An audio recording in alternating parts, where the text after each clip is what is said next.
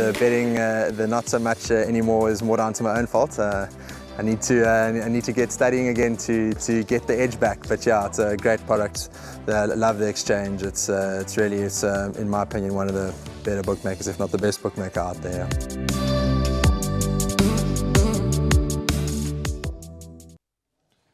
Welcome to the GTV studios, where Rahil Radhikrishna and I are going to preview the 9 races that are going to take place at Hollywood Bets Scottsville on Sunday, the 20th of March. Up in the capital, Pietermaritzburg.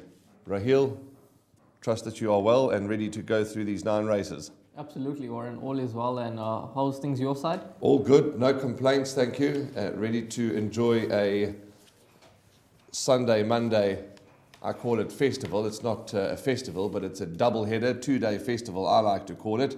So let's head off and talk about the first race on Sunday, which is at 12:15. 12:15 proceedings will get underway. The www.galloptv.co.za juvenile plate. This is for fillies, and they're going to race over 1,200 metres. At the time of recording, early Friday morning, not one change. But we do suggest that closer to race time, you check the equipment changes, jockey changes, scratchings if there are any. But as I said, there are none at the time of recording.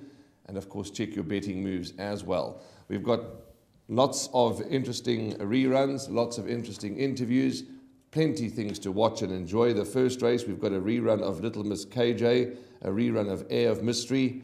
Rahil spoke to Craig Goody, Rachel Venica and Stuart Ferry during the week. Enjoy the first of 9 packages.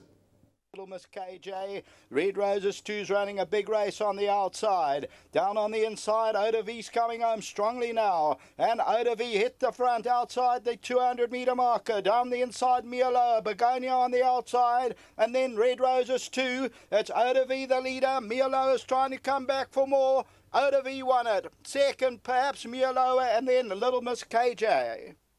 Stream the black is getting into the race, so is Sweeter Than Honey on the left-hand side. Ditty is under pressure, and it's Air of Mystery, the one that they've got to get to. Only Hearts is on the inside. Towards the outside, trying to stay on there is Spring Fever. It's Air of Mystery and Only Hearts over the last 100 metres, but it's going to go to Air of Mystery. Second will go to Only Hearts, and the third position at Ditty.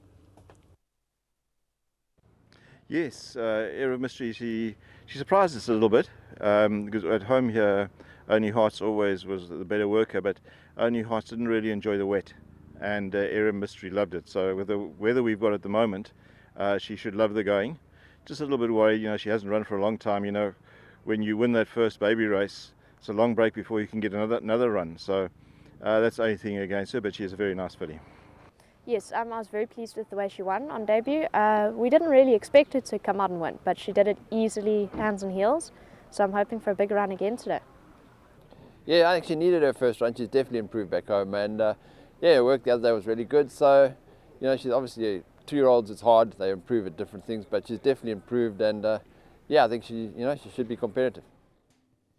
Some lovely interviews there, and listening to Craig Goody and Rachel Venica, Rahil, they seem to both be quite surprised that their horses won first time out, but they certainly are progressive types. Red Roses 2, I agree with Stewie, will improve, but for me, I'm big on 2 horses. I like number 8, Princess Ozma. I like her quite strongly, and I do respect number 2, Little Miss KJ. Those are my selections for race 1, 8 and 2. I think Princess Ozma is a very, very nice horse, and she could be hard to beat again. She won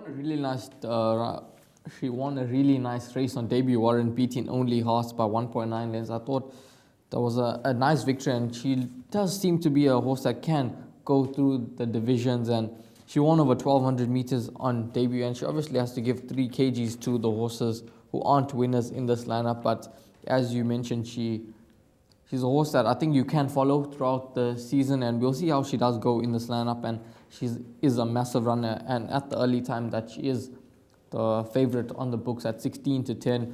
Air of Mystery at around 7-2 in the market. I think she should run another cracker. She beat Only Hearts on a line through Only Hearts. Princess Ozma should have a measure, but obviously, as Craig Udy did say, that the 2-year-olds, they do improve at different intervals, and I think we've got to respect Air of Mystery as well. Even horse number 6, Erda V, Rachel Vinegar, she was quite upbeat about Erda V's performance in this lineup, and I think you have to respect her, but the value could possibly lie with horse number 2, Little Miss KJ, 57. She would have come on leaps and bounds after that run last time out. She was the fastest to finish.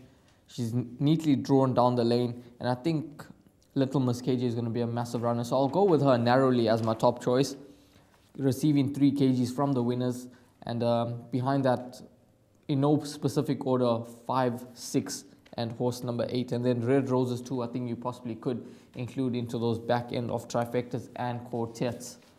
Okay, that's the very first race, which does not form the first leg of the bipod. That is in race 2, which we're going to be previewing shortly.